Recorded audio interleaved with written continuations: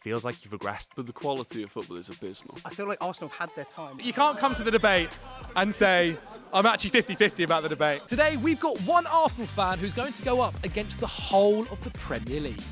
The way this works is simple. Our debater will bring a topic to the table that they want to discuss. The rest of the fans will run to the opposite chair and the first one there will debate the topic.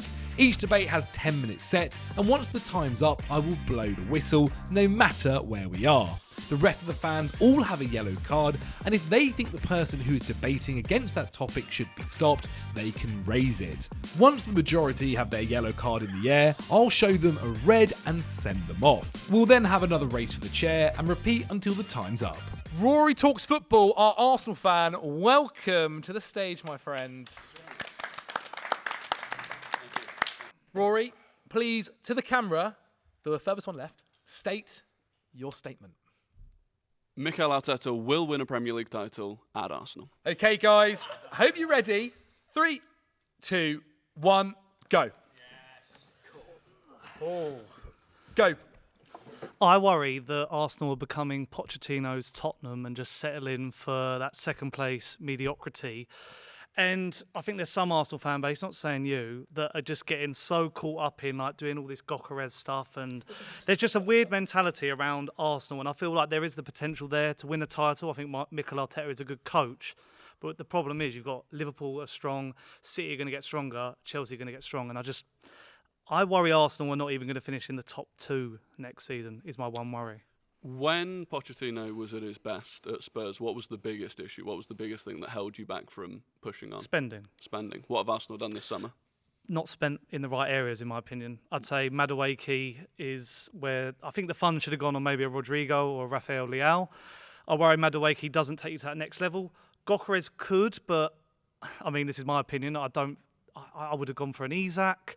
I still think, the defence, you've fixed that really well. I think that can be really applauded, but even like the way the midfield's been changed around, I feel like that came before you were going for the attack. I feel like Saka, I worry for him with injuries, and maybe Madueke steps in there, but I'm not sure if there's a big enough step up there. I just worry that the pressure does seem to happen to Arsenal, which is what I saw from Pochettino's Spurs. It was all there. You thought it's all going to be good.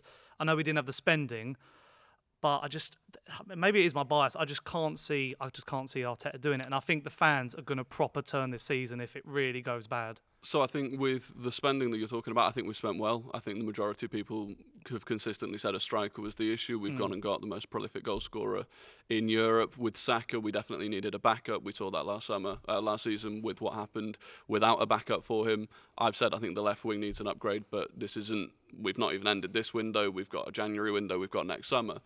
I think he'll stay beyond this season no matter what. And other than last season, every season up until that point, we had progressed, and there is nothing really to suggest, apart from an injury-ridden season, that progression wouldn't continue. But you're not worried that these teams... Thank you, Sonny. I did my best. You're off. I did my best. Get out of it. Sit down. Okay, it's time we take a little quick break, a little half-time check. I'm going to let the lads get their oranges in before we move on to our next topic. But first, I want to talk to you about today's sponsor. Tester Up is a free app where you test games or apps and complete quick surveys. Sign up, choose a task, follow the instructions, complete it, and earn cash in return. For example, I played this app right here, played it for a few minutes, gave back my feedback, and earned money. No fees, quick registration, and payouts via PayPal or bank transfer make it easy to get your money. You can earn up to £80 per app test, and Trustpilot rates the app at 4.2 out of 5 stars. It's free to join, the app has over 3 million users, and even reviews today show it pays out when tasks are done correctly. You can use it in any of your free time and earn a little bit of cash on the side. Use the QR code on screen right now as well to download it, try a task, see if it works for you guys at home, and get paid. Without further ado, let's get back to the video. Okay, another 3 seconds, please. We've still got 8 minutes left on the timer to debate whether Mikel Arteta will win a Premier League at Arsenal. 3, 2, 1, go. Brighton. Yeah. Now, I'm very much sitting on the fence. I'm 50-50, as I say. But Yeah. Sorry, God's sake. Go.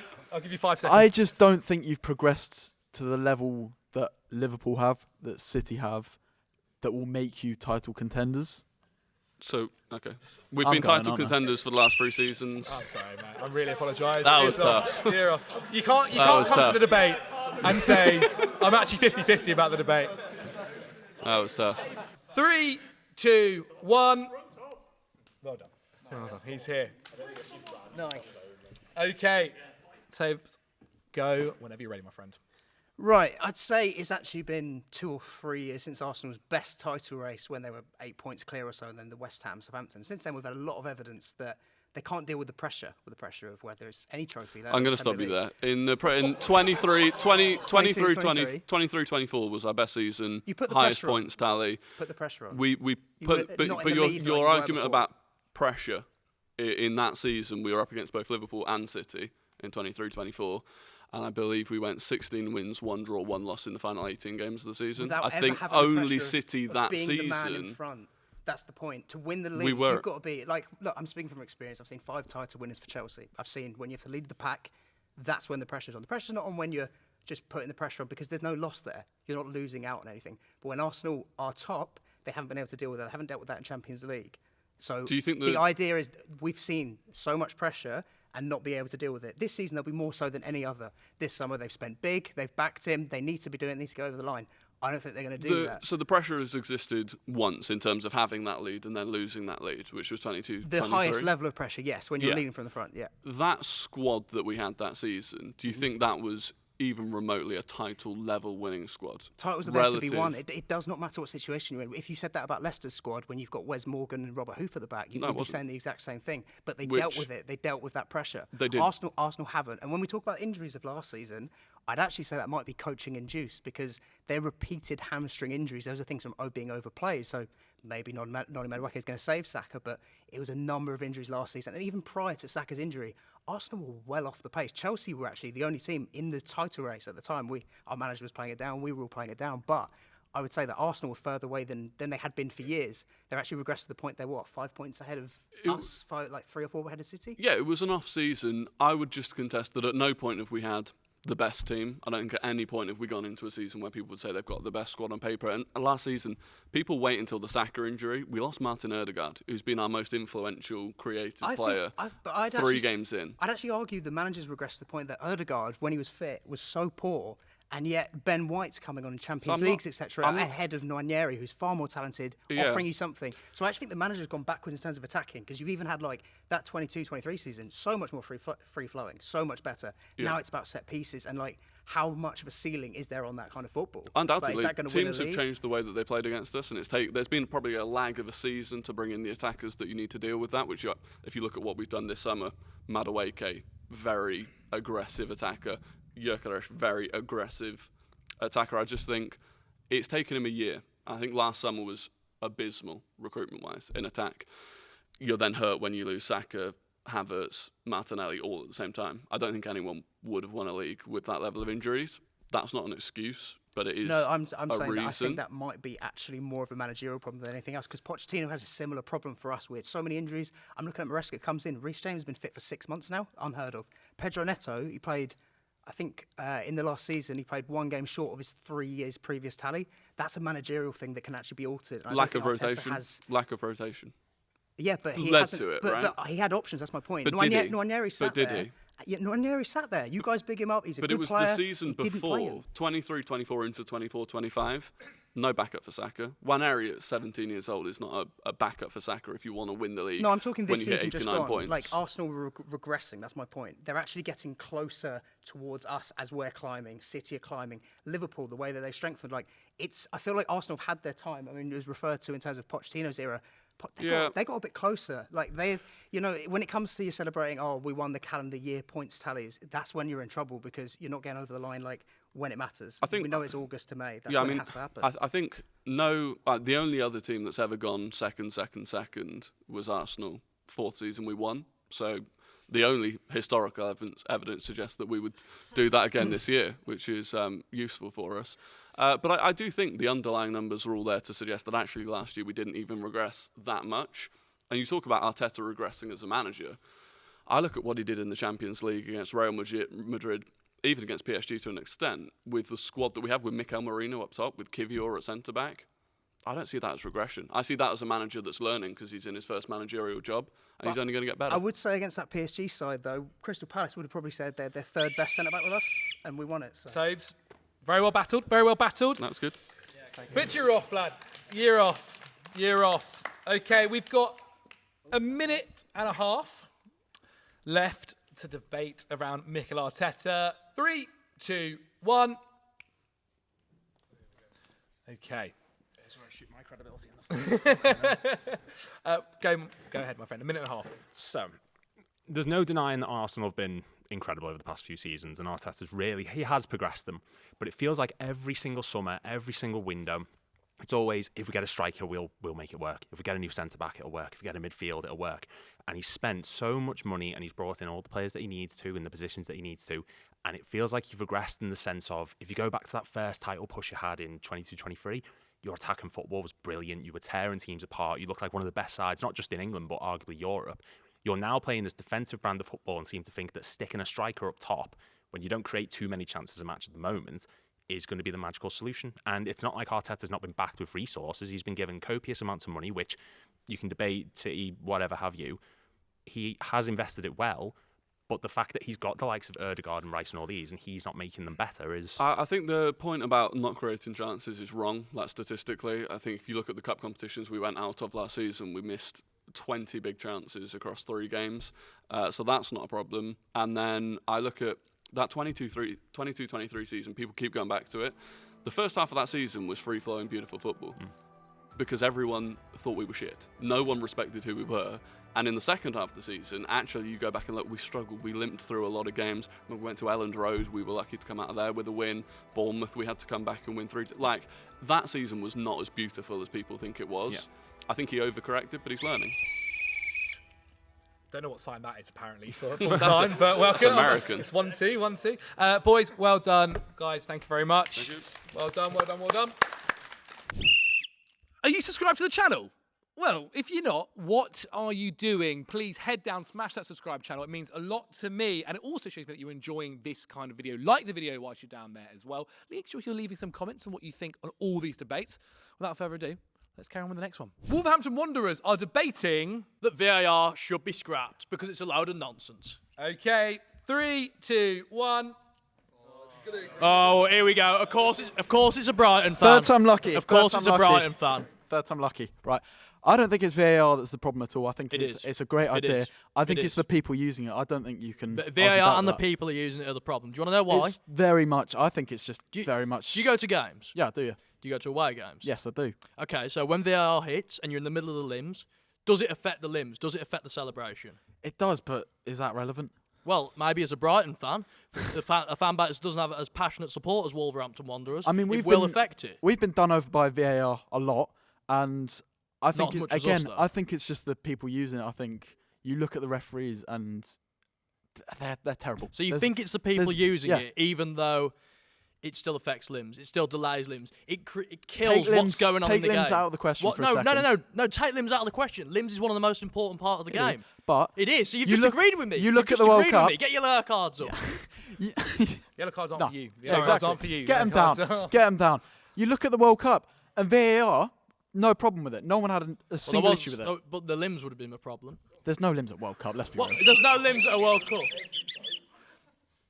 Well done, but we'll go over. We'll go over. I do have more points than just limbs. But 3, 2, 1. Nice. Okay. Okay, this should be interesting. Obviously, Championship didn't have it, so can you really have an opinion? Right, I'll stop you there because the Championship did have it in the final, and it was a key decision in that game which corrected an offside, which would have been a Sheffield United goal. We would have had no way back in that game had it been 2-0. And quite frankly, I don't mind a few minutes of waiting for a result if it means that the correct decision can be made. No, fair enough. So other than the fact that it ruins your enjoyment by the fact that it's being done poorly, because let's take into account if it was done correctly and the decisions were quick, you wouldn't be sad having them 5-minute waits where you're not knowing what's happening. But why are the decisions not quick then? Why has that not been resolved? They said they're going to resolve it. They're not resolving it. No, and I'm absolutely not disputing that. It's not being used correctly. It needs to be used correctly. But why do you think it should just be abolished altogether just because you can't fall 3 rules in front? There was absolutely no issues before. I know. Okay. No. So okay. sorry. Let's if we're going to go back really No, far. what was the problem? Did you not like football before VAR was introduced? Oh no, I've always loved football. Exactly. But So what's the issue? Let's not talk about the fact that Sunderland got a goal against Liverpool because a beach ball was hit in the middle of it. Do you think if VAR existed, that goal would have counted? Okay. And I would have had no gripes. Hear me out. Look, isn't that a great story? Things like that, natural decisions, they should happen. Yeah. It's like Sunday League. You take it, putting VAR into the Premier League is making it less and less like Sunday League, making it less and less relatable. Look, personally, I think when I'm in the stadium, if a ball hits the back of the net, I want to be celebrating. Wolves were robbed countless times. Fulham away, 2 goals were completely robbed of. Should have been, they scored. It got disallowed. No, sorry, they scored, and it went on. We scored, got disallowed, completely ruined the game. I'd literally travelled Monday night, Fulham away, and it was just awful. What's the point that you're making? I'm so sorry. The point is, it's ruining my enjoyment of the game. So, as we said, as we've already discussed, if it's used properly, it will ruin your enjoyment less. Not really. I think I'm going to have to call an early full time here, lads. I'm going to call it an early full time here. No, thank you, my friend. Thank you. Take your yellow card as well. Kai, what is your debate? International football is better than club football. 3, 2, 1. Go ahead. Okay. Liverpool versus Everton. We know how that normally goes. Yeah, Tarkowski. Yeah, very true. Go ahead, my friend. Look, I think international football has a place. And I love international football. I think it does have a purpose in football. It's really enjoyable to watch, etc., blah, blah, blah. But the feeling of being at Anfield or going to any club, be it at Tottenham Hotspur Stadium, be it at Goodison, or the old Goodison anyway, there's nothing that matches those atmospheres. Being amongst your fan base, being amongst the people who support the same cause that you do, gives me so much passion as opposed to watching England surrounded by, the England fan. It just doesn't ring the same. And I think there's a much more... It might be a sort of a glory hunting thing. Watching England play, knowing that we haven't won anything since 1966, there's always this sort of feeling of, maybe in 4 years' time, maybe in 2 years' time, we'll do something. With Liverpool, season on season, week in, week out, I get to watch us play football and push for trophies and compete. But what you're discounting there is international breaks. I know being English is different. You always just navigate the qualifiers so well and you just qualify easily. For me, that's the opportunity to go and watch my team in a competitive game that we don't actually know the outcome to. So, like you said, being surrounded by England fans, not necessarily people you may know or see. For me, following Wales, it's the only opportunity I get to support the same team as my friends, because I'm an Everton fan. 2 of them are Man United, 2 of them are Liverpool fans. We all support who our parents support. Being Welsh and supporting the Wales team is an opportunity for us to all go together and support the same team. It's such a rare thing to be able to do that where I'm from. Okay. A lot of yellow cards up here. I'm sorry, my friend. We're off. I keep forgetting to do it. I just keep forgetting every now and again. So it happens every now and again. Okay. 3, 2, 1. Rory, welcome to the table. Thank you very much. That was a good point you made about you being Welsh, supporting Everton, your only chance to support the same team as people around you. I would argue what club football does all around the world is link people from in the same city. They have nothing in common other than the fact that they support the same football club. So I could go anywhere. I'd find a bar that Arsenal fans go to. That's where you find your people. Throughout the season, international football is just in the back of the mind until you get to a major tournament. If it was as good and as big as you believe it is, it would be on the mind constantly. You'd be looking forward to the next international break. You're in the minority of people that look forward to it if you do. Yeah, but that's because it's such a different experience for you. I get to go to these places. I follow Wales every single game. I haven't missed a away game in 4 years. I've been to Latvia. I've been to all over the place, like across Europe. Lucky enough to go to Qatar. That's such a good... And every single game that leads to Qatar is a qualifier to get there. But the quality of football is abysmal.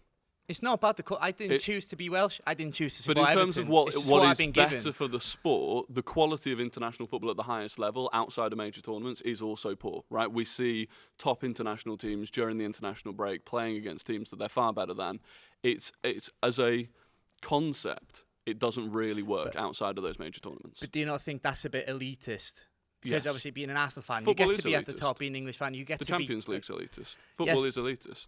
But you're not seeing it from the smaller perspective. We get to go to these places, and for Wales, a country of 3 million people, more people live in London than in Wales. We get to take on teams like Belgium and beat them. That moment itself is such a special moment. The FA Cup does that, though. underdog stories. That's in cup football. Yeah, but you've never experienced it. No, I never will. Thank you. Thank you very much. He's off. Don't worry, boys. Got him on the book.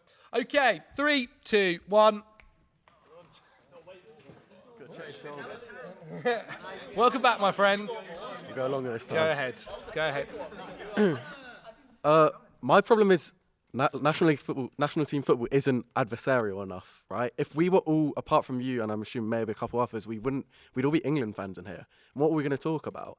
Oh, whether Southgate's good, whether Tuchel's good. That's why that debate went on for so long, because we just all support the same team. I love being a Bournemouth fan because I can walk around my uni campus in a Bournemouth top. And I understand you get that with Wales, and I think that's where you differ. But as an England fan living in England, you know, we're all England fans. I'm proud to be English, but I'm more proud to be a Bournemouth fan because we're like a tiny tin pot club. Or like someone's proud to be a Liverpool fan because they're Scouse. Do you know what I mean? I also feel I've forgotten the point I was going to make. Sorry, fella. Well done, though, mate. Well done. Would you respond to that quickly? Would you say anything in response, or just get the next person? If you want to feel like being a Bournemouth fan, you're often in the minority. I agree with that. We are a minority. I'm a minority as a Welsh person in the UK. Yeah. So, and it's that, and your identity often becomes a minority, and my identity is being Welsh. Makes sense. 3, 2, 1. Wow. That was quick. Fair play. On my toes. Wow. Go ahead, my friend. Right, so I'm looking at this as more of a player perspective rather than a fan. You get all these extra games, you get Nations League, you get all these pointless friendlies. And as someone who's club football of a country, you don't want your club's players getting injured in these pointless friendlies and Nations League, whatever else. It's all pointless. Is it pointless from my perspective? I don't think it is. Because these players, they want to play for Wales. Like, the only player that famously never played for Wales all the time is Ryan Giggs. Gareth Bale, look at him. He could be a king in Wales because he always turned up for Wales. But say one of your club's players got an ACL injury and your club plummets. What happens then? I'll give you a good example. Seamus Coleman broke his leg in a game against Wales. But he's average. I had to. Yeah, we were talking to the FA after that one. No need. 3, 2, 1. Okay, Tony, go ahead. Took you about 4 attempts. I know, you mate, know. I was trying to- Told me to move you around, and it still sprint happened. starts. Go ahead, my friend. Right, well, club is there for you week in and week out. What is football? It's an escapism. We all want that. The World Cup might be nice. We get it every 4 years. And if you're lucky, you get about 6 games out of it, as opposed to about 50 of your club every single year, week in, week out. These players you're so devoted to. And I have to pretend to cheer on Harry Kane, Saka, all these. I don't even like them. Ben White rocking up with fake tan, and I have to cheer him on. I don't care about him. I'll be real with you. We lost that Euros final, and I went, well done, Jorginho. That's what I thought. Because he's sitting there, he's getting Ballon d'Or performances. He's getting Ballon d'Or performances, winning Champions Leagues for us. And that's what matters to me. They're there for me week in, week out. England, I hope they win, but it is what it is. I ain't even doing it. No, not bad. Yeah. Playing on passive It mode. was the, you know what? You actually had, I think people were with you until the second you said the Jorginho thing. Yeah. Okay, guys. 3, 2, 1. I mean, okay. Again, you don't have to. You don't have to as well. If no one wants to, you don't need to. 3, 2. Don't know why I'm counting down. Go ahead. Surely the best thing, we sit in this room, there's 20 different teams here, and football's about tribalism. We like debating, we like hating each other. When it comes to England, it's the same debates, just what Henry was saying before. And I don't want to talk about England. I mean, when England lose a final, and I was there last year at the final, I was devastated. But when it happens to my team that I've grown up from a really small age, and the thing is, Tottenham and England, it's the same thing for me sometimes. Not winning anything, getting disappointed. I want something completely different. And now Tottenham are a winning team. I'm happy to see that. And I have to get that in. It's advantage. I just think what we have as football fans, and I just love debating in a group chat, love going to games, debating, and just getting that, that tribalism. I think that's what football's all about when it comes down to it.